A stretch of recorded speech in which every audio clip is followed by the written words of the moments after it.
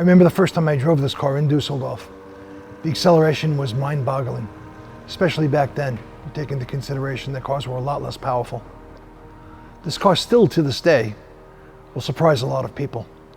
It's spontaneous. The throttle response is amazing. It didn't have the turbo lag that the 3-liter Carrera turbos had back then. It's instantaneous. It's one of the most pleasurable cars I've ever driven. I've owned lots of Porsches, hundreds and hundreds, and still to this day, this remains one of my favorite cars of all time. Hi, I'm Mark Starr, the owner of Hunting Ridge Motors, and I want to show you a car that I bought back in Germany in 1981. I'm here today to show you a 1976 911 3-liter Carrera that I imported from Germany. I purchased it from the original owner back in 1981, so I know this car for quite a long time. Back in 1981, there was something called a 5-year exemption, where each and every person had the opportunity to import one car under their name, import it privately, and do only a DOT conversion and leave the EPA alone, so to leave the car with full European specs. This car was imported under that exemption back in '81. I used to travel to Europe to buy cars for the gray market. I'd buy 5, 6, 7, or 8 cars. This was long before the internet. So I'd scour through newspapers and magazines, and I learned how to speak a little bit of German, all relating to automobiles. This is one of the cars that I came up with. I bought this car from the original owner outside of Dusseldorf in 1981. The car remains today pretty much the way that it was when I found it in '81. It's had several owners. It's found its way back to me several times. It's a very special car. This 3-liter Carrera utilizes the same engine as a 911 Turbo Carrera back in the day without the turbocharger. You really have to drive the car to see what I'm talking about. It's essentially the same car as the '73 Carrera RS. That car utilized the MFI injection. And this car is using the CIS. I think that this car is even faster than the 2.7 MFI car from 0 to 60.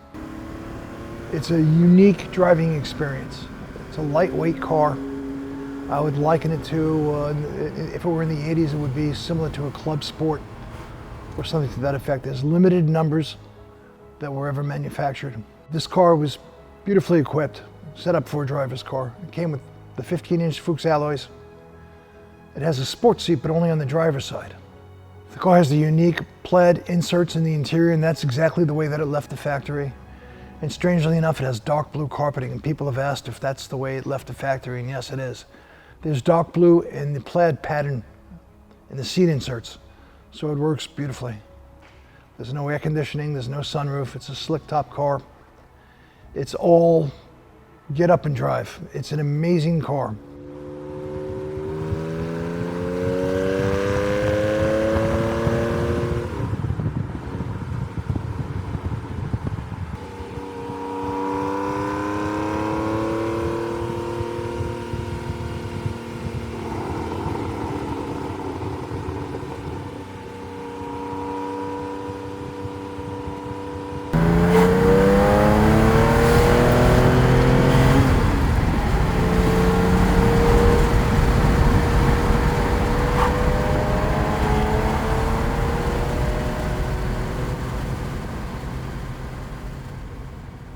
I sold the car and went to somebody on Long Island. And then it wound up in the hands of a mechanic close by when I had my place in Banksville, New York. It wound up being sold to a pilot in Danbury, Connecticut, who had mentioned to me that he was selling his 3-liter Carrera. And I said I was interested. I said it was one of my all-time favorite cars. Little did I know when I went to see the car that it was my car. It was the car that I imported back in '81. I could tell from the plate inside the door jamb, which has the importer's name. So I bought the car back from him. I kept it for a while and eventually went to a Porsche collector in Austin, Texas. He had the engine rebuilt to exacting specifications.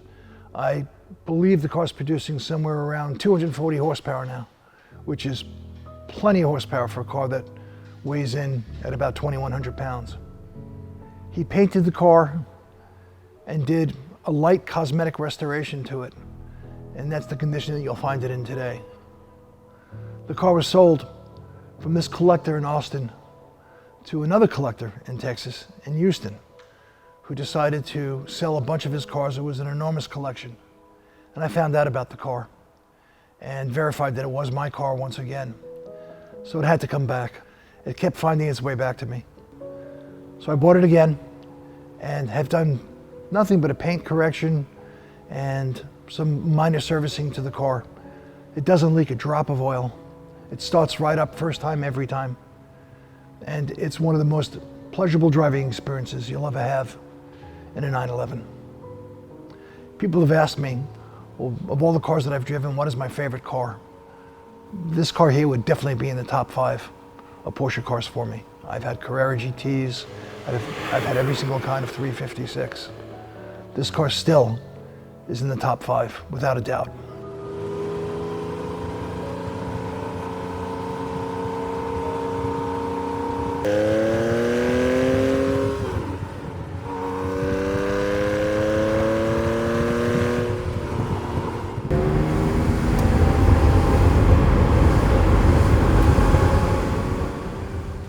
I don't think there's another sports car on the planet that can stir your soul like this Porsche 911 3.0 Carrera.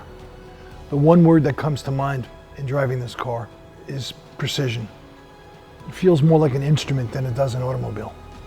In Europe, the 911 was available in the turbo Carrera as well as the 3-liter Carrera.